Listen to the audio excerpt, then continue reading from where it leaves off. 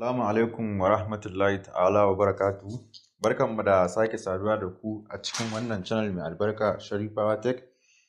Ga wanda wannan ne zuwansa na farko, idan na mana subscribe, sannan idan na mana ƙararrawar sanarwa domin sanar da ku sababbin shirye-shiryenmu da zarar mun ɗora. Insha Allah yau za mu koya muku yadda ake tura crypto daga Binance wanda zero charge, ba za a caje ka komai ba. Kamar yadda kuka sani, idan mutum zai tura wa mutum USDT ko Tron ko Dogecoin ko dai wani coin daga Binance, to sai an caje shi. Akwai charges da su za su maka. To yanzu za mu koya muku hanyar da za ka tura wa mutum USDT ko Doge ko Tron ba tare da an caje ka ba ta cikin Binance. Za ka tura mai abin da ka tura mai din nan shine zai je, exactly abin da ka tura mai shine zai je cikin wallet ɗinsa. Bara mu je kai tsaye bara mu shiga cikin Binance ɗin kamar yadda kuke gani.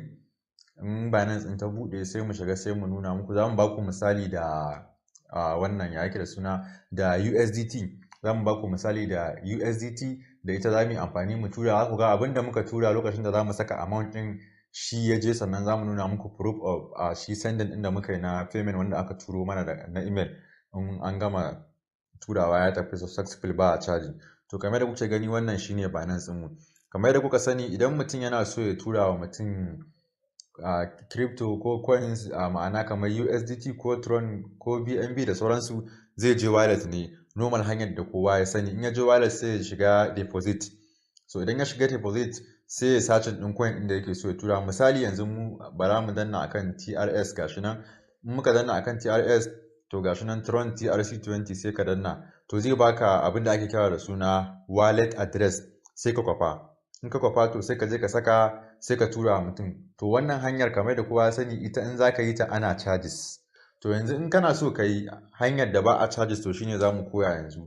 Da fatan an gane abin da nake nufi. Wannan hanyar da muka nuna, wacce za a nemi wallet address, mutum ya turo ma wallet address, kai ma sai ka tura masa crypto ɗinsa ko USDT ko BNB ko Tron ko SLM da sauransu. To ita wannan hanya ana charges. To amma yanzu a Binance akwai hanyar da za ka bi ka tura wa mutum USDT, Tron da sauransu wanda ba tare da an caje ka ba, zero fee ne. To kamar da kuke gani, wannan shine interface na Binance. To daga sama akwai wani guri ga wasu dot nan guda uku, sai kai clicking akai. To in kai clicking zai nuna ma haka send receipt. To sai kai clicking akan send receipt din. Sai ka saita normal sannan zai yi. Sai ka saita open Binance Pay kamar da kuke gani. Gashi nan send and spend crypto at zero fee.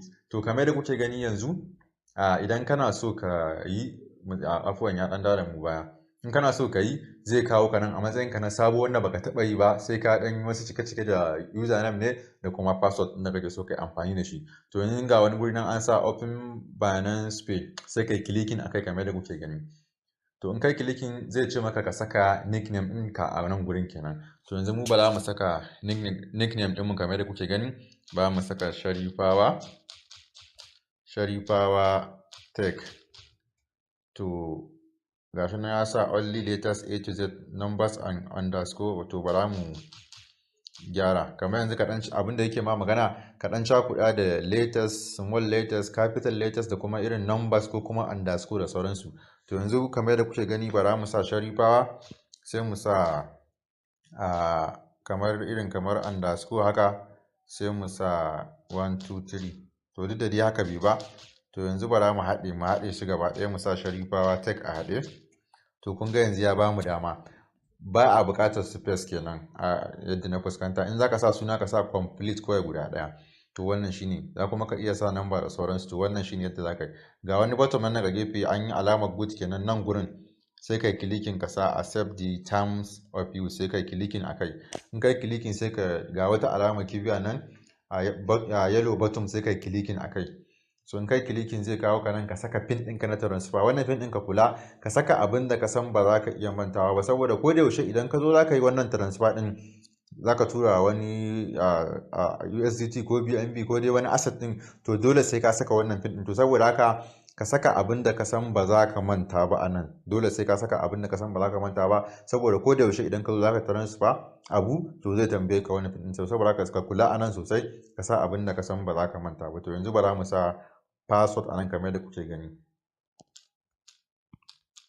To kamar da kuke gani gashi mun sa password ɗinmu amma mun rufe ba za ku gani ba. Kai ma an ka tashi sai ka sa password ɗinka anan wanda ka san ba za ka manta ba. In ka gama sa sai ka danna akan yellow button ɗin nan kamar da kuke gani sai ka danna haka.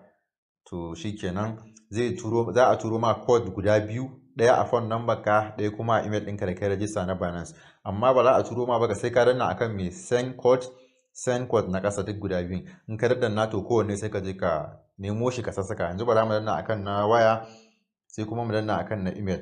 To yanzu ba za mu je kai tsaye mu je mu duba email ɗinmu za mu ga an turo code sai mu je mu sauri mu kwafo shi sai mu zo mu saka sai kuma mu bibi na phone number shi ma mu je mu saka. Yanzu gashi nan mun shigo email ɗin za mu yi refreshing kenan na email ɗin. To in muka yi refreshing zai zo. To kun ga gashi nan na email ya zo daga sama. Yanzu za mu shiga, in muka shiga to sai mu kwafo shi wannan code ɗin da suka turo. Ba service ne sosai shi yasa take loading. To gashi nan an turo na email. To yanzu sai mu je mu maza mu kwafa sai mu saka a sama sai kuma mu koma mu nemo na wato ainihin message. To yanzu gashi nan mun saka na waya, bara mu koma mu sauri mu kwafo na wato ainihin gashi nan na waya na message ya shigo shi ma bara mu je mu sauri mu saka saboda time ɗin ya kusa ƙarewa, limit ɗin time ɗin ya kusa ƙarewa. Ba service ne sosai. To kun ga ma har ya ƙare wanda ba mu sauri sosai ba. To saboda haka sai mun ƙara dannawa. To yanzu bara mu ƙara dannawa dai kamar da kuka gani.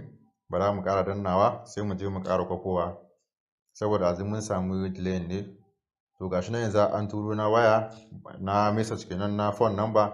To yanzu bara mu fara saka na phone number sai kuma mu tafi email shi ma mu je mu nemo na email. Bara mu koma baya sai mu je mu ɗauko na email tunda wanda aka turo mana ɗazu ya riga da ya yi expire kenan sai mun ƙara saka wani. To yanzu bara mu ƙara dubawa ko sun turo wani. Wannan na sama tun ɗazu ne da aka turo mana. To saboda haka yanzu sai mun ƙara jira, ban sani ba ma ko ban danna na email duk na danna su. To bara mu je mu refreshing. To bara mu dai yi amfani da wannan ɗin, ban sani ba ko shine wanda aka ƙara turowa daga baya. In yayi to kaga kawai sai mu yi amfani da shi, in bai ba kuma sai mun ƙara komawa. To yanzu za mu saka na phone number. Duk da dai ma ina jin na yi mistake gaskiya ba zai ba, na saka daban-daban in kwara. To yanzu sai dai mu haƙura mu ƙara gogewa gaba ɗaya sai mun ƙara komawa. Yanzu bara mu je mu goge duka wanda aka turo saboda mu samu wanda aka turo a lokacin. Yanzu bara mu goge wannan shi ma message sai mu je mu goge saboda kar mutum ya ruɗe ya zamana kar ya kwafo wanda ba shi aka turo ba. Za mu goge wannan shi ma sai mu ƙara tutturawa saboda sai ka saita wannan abin da muke yi yanzu sannan za su baka dama su yi accepting ɗinka kenan. To yanzu bara mu je mu ƙara komawa sai mu ƙara sending. Yanzu bara mu yi sending ɗin na phone number sai kuma mu yi sending ɗin na email. To bara mu koma message sai mu duba mu ga na phone number ya zo. To kun ga na phone number nan har ya zo sai mu copy sai mu je mu saka. Sai ka nutsu in ka zo sakawa ka tabbatar abin da ka kwafo shi ka saka. Tun kun ga na phone number ne a sama to saboda haka sai ka fara sa na phone number sai ka koma email ɗinka kuma sai ka dawo email shi ma sai ka refreshing sai ka ga na email ɗin sun turo sai ka ƙara saka. To bara mu refreshing. Ok, email ɗin ba ma to gashi nan sai ka gashi nan na email ɗin ya zo sai na kwafa shi ma sai na saka. Gashi nan na kwafa sai na koma to sai na saka. Tunda yanzu akwai sauran mintuna insha Allah in muka saka zai tafi. To sai ka danna submit. To kun ga gashi nan ya wuce welcome to Binance Pay. To in ta Binance Pay to sai mu shiga direct. To wannan shine yadda ake yi. In ka shiga gashi nan zai buɗe maka direct. Zai baka buttons guda biyu, akwai send akwai receive. Idan wani zaka turawa sai ka danna send sai ka shiga ka zaɓa. Misali yanzu bara mu yi clicking kamar da kuke gani. Idan mutum yana da Binance kenan kai ma kana da Binance. To in zaka tura mai asset USDT ne, BNB ne, Tron ne da sauransu to ba za a caje ku ba in dai ta wannan hanya kuka bi. Abin da ka tura masa shi zai je masa. Yanzu misali gashi nan an ce maka email. Idan ka saka email ɗinsa misali yanzu bara mu saka wani email kamar da kuke gani a nan. Misali mu saka wannan email ɗin. A misali zan baku misali da wannan email ɗin da shi aka buɗe Binance. wanda za misali kai email din wanda za ka turawa shi za ka saka. Wannan email ko phone number ko kuma pay ID shine zai yi representing din contract address. Kada a manta wannan email din ko phone number ko pay ID shine zai yi representing din kamar a ce contract address ɗinka, tunda kun ga ba da contract address ake amfani ba. In kana sai ka ce mai ya turo maka email ɗinsa da ya buɗe Binance da shi, ko kuma ka ce ya turo maka number wayar da ya rajista lokacin da yana buɗe Binance. Amma ma kai waye ya fi kawai ya turo maka email ɗin da ya yi register Binance da shi, shikenan shine kai waye, shine abin da ake nufi anan. So sai ka danna continue. In ya turo maka email ɗin ka saka anan sai ka danna continue. Idan ka danna continue ga shi nan ga Shiba nan, ga Doge nan, ga Dent nan, duk ga sauran coins, duk wani coins da kake da shi a wallet ɗinka duk zai zo nan. Sai ka danna kawai akwai. Yanzu misali in ma baka ga coins ɗin da kake so ka tura mai ba, za ka iya sacin ta sama. Misali ka sa USDT kamar haka. To in USDT kake so ka tura mai sai ka yi clicking haka, sai ka saka adadin da kake so ka tura mai. Misali a ce 10.58. to in kai continue, wanda za mu zo mu nuna practically, wannan ina dan baku misali ne. To wannan shine yadda za ka yi ka tura. Wannan muna dan bada misali ne, zan zo normal na yi dalla ne practical yadda za a gane. Haka za ka yi, wannan shine yadda za ka yi. Idan kuma receipt za ka yi shi ma sai ka shiga receipt, sai ka yi clicking OK, sai ka copy pay my ID shi kuma pay ID shi kuma sai ka kwafa, sai ka turawa wanda yake da Binance wanda zai turo maka abu. Wannan abin za ka kwafa my pay ID shi za ka kwafa, sai ka tura masa shi kuma sai in ya zo in ka tura masa, idan za ka karɓa kenan. Wannan bara in koma in ƙara muku bayani. In receiving za ka yi, misali yanzu kun ga nan gurin shine receive, to sai ka shiga receive. In abokinka zai turo maka abu ta Binance, USDT ne, BNB ne, in ka shiga receipt to zai nuna ma wannan barcode din. Daga nan ƙasa gashi nan zai nuna maka my pay ID, sai ka kilikin wannan my pay ID sai ka kwafe shi, sai ka je WhatsApp sai ka tura masa. Shi kuma idan yazo zai turo maka, ai kun ga zai shiga send ne haka misali. To saboda haka sai kilikin akan pay ID din nan, misali pay ID, kaga sai ya paste wannan nambobin da ya kwafo, sai ya sandin sai ya tura maka. To wannan shine, Allah sa an gane wannan dan bayanin da ne a nan gurin. To wannan shine yadda ake yi. Yanzu kuma za mu shiga direct kai tsaye, sai mu shiga mu nuna muku practically yadda za ka tura wa mutum, kuma mu nuna muku amount din da za mu tura, sannan kuma mu nuna muku amount din da muka tura mai shi ya je masa ba tare da an yi charge ko guda ɗaya ba. To wannan shine yadda ake. Allah sa an gane bayanan. In kuma baka gane wani abu ba, za ka iya min comment a ƙasa, ko kuma in kana da number wayata za ka iya min magana ta WhatsApp, sai ka ainihin yi tambayar akan abin da baka gane ba.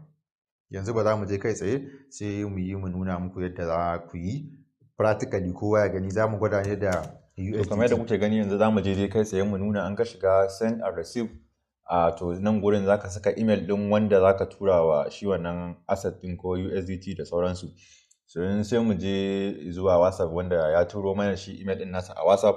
To sai mu je mu kwafo wannan email din, sai mu zo mu saka a nan, saboda za mu tura mai ne through email. Za ka iya ɗaukar duk wasu hanyoyi kamar phone number da kuma pay ID.